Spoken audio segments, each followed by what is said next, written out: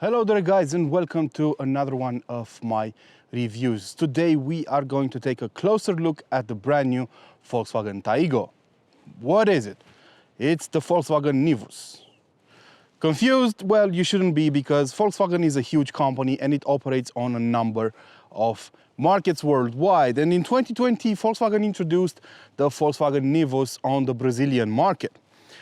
And it proved to be quite a successful product, and they decided to bring it to other countries as well. So now European customers can buy a Volkswagen Nivus, only it's not called the Nivus anymore, it's called the Taigo. This is basically a coupe version of the T-Cross model, and it's riding on the same platform as its bigger brother and as the Polo model in the range of Volkswagen. It's riding on the same platform, and it's supposed to be a coupe version of the T-Cross. So you might notice the shape of the roof. There are some noticeable differences between the two though. This car is a bit longer, 17 centimeters longer, and it is a bit lower than the T-Cross by 6 centimeters. So that will have a toll on its practicality, but it's supposed to look nicer than the T-Cross. So you'll be the judge of that. You tell me which one looks better. You tell me if the Taigo looks better or the T-Cross looks better. In terms of design, the front end is basically the same with its brothers. Over here we have the style package, and that means we have a rather simple front bumper, and the noticeable things you will spot on this car are the LED strip going from side to side, from headlight to headlight. We have LED daytime running lights on this car, and all models come as standard with LED headlamps. But they are the base headlamps, not the adaptive LED lights. We have this car fitted with IQ light, which is basically the top of the range LED setup for the Taigo. From the sides, nothing out of the ordinary. You can have wheels measuring from 16 to 18 inches.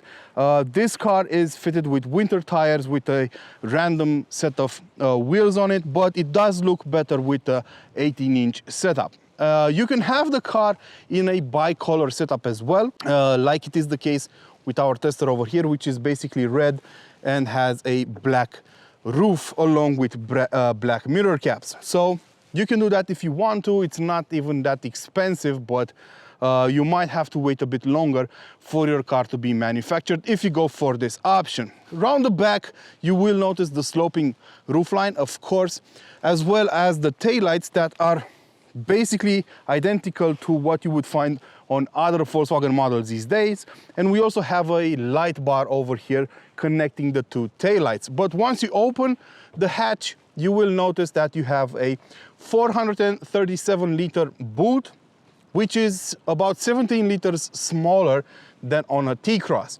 Don't let those numbers fool you though, because this car is longer than the T-Cross, the boot is actually more usable.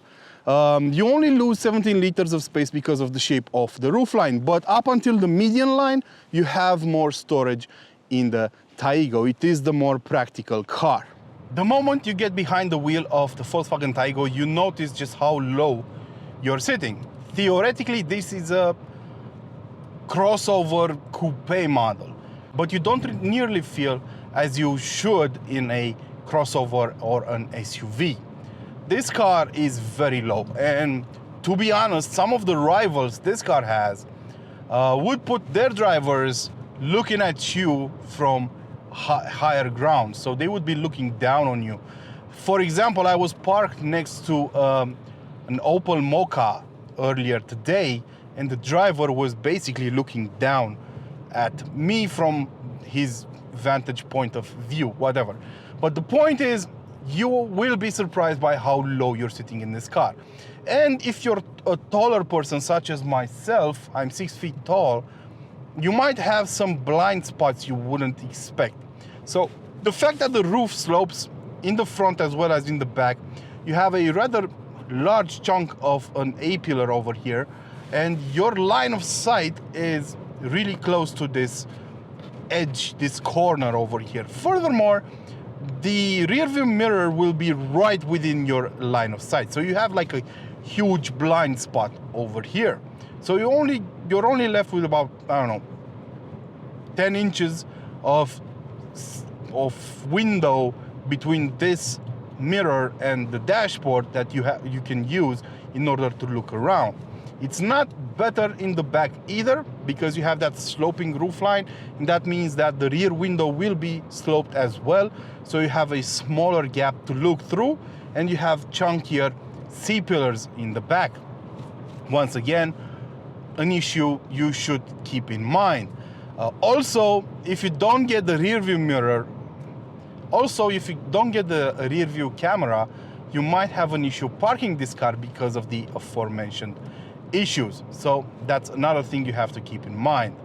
But other than that, the car is quite comfortable to drive. I like these seats. They are quite, they hug you really well, and they are not as stiff as they would be on other models. And they do come with lumbar support on style versions. So if you get a style equipped car, you should have this support over here. Let's talk about the engine choices for a moment. You can only get this car with a front wheel drive setup, because that's how the platform was set up. So you can't get a Polo with all-wheel drive, you can't get a T-Cross with all-wheel drive, you can't get a T-Roc with all-wheel drive, so you can't get a Taigo with all-wheel drive either. All the cars will be front-wheel drive.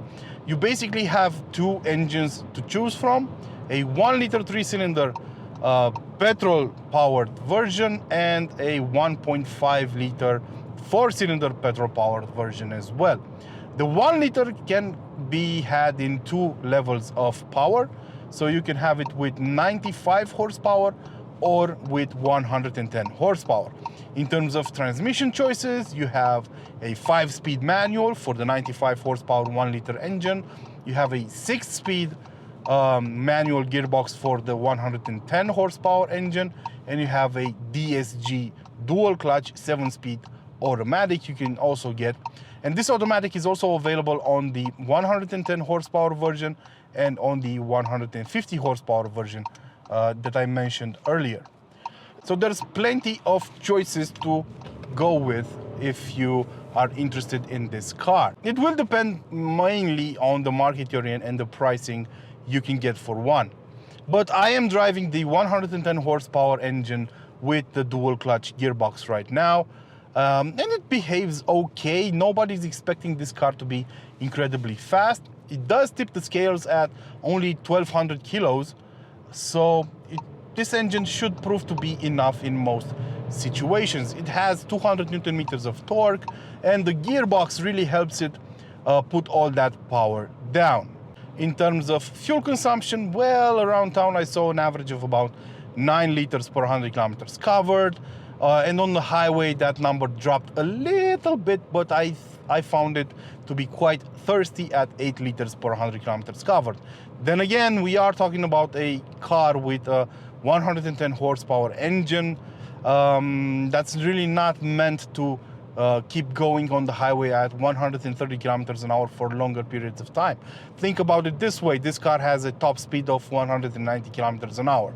So you're actually really pushing it at 130, 140 horsepower. Outside the city limits, you can actually do some overtaking at speeds close to 100 and 110 horsepower, at speeds close to 100 and 110 kilometers an hour. But over that, you might find this car struggling a bit. So if you're gonna do a lot of highway driving, I would recommend the 150 horsepower version. That should be quite a hoot to drive if the car can put the power down efficiently using the front axle alone. It's really a shame you don't have all-wheel drive, but I understand why Volkswagen can't offer that because of the platform this car it is built on. Other than that, what I can say is that the car is well sound insulated, it soaks up the bumps really well, and it is incredibly easy to drive around town. The steering is incredibly light, you have no feedback whatsoever through it. I don't think anyone is actually looking for feedback through the steering wheel of a Volkswagen Taigo. It is incredibly light, it's heavily assisted, so you won't have any issues in that regard. So this car, I think, was created mostly for inner city usage. and for that purpose it will be good enough most of the time.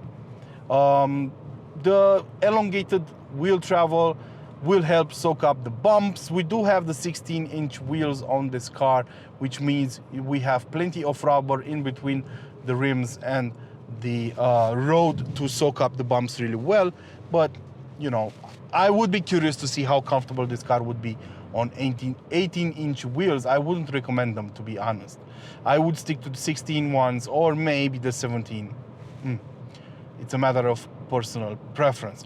That said, this has been my review of the Volkswagen Taigo. It's a pretty good car for those looking for a T-Cross with a bit of a style change. It's well within the requirements asked from a car in this segment. So its rivals will be the Opel Mokka, will be the Nissan Juke, cars like the Hyundai Kona or the Kia Stonic. So there's plenty of rivals to choose from. Is this the car for you though? Only you can tell me. Drop a comment in the comment section below and tell me if this car would fit your needs and purposes. Until next time, don't forget to like, share, and of course subscribe to keep this channel alive. Ciao.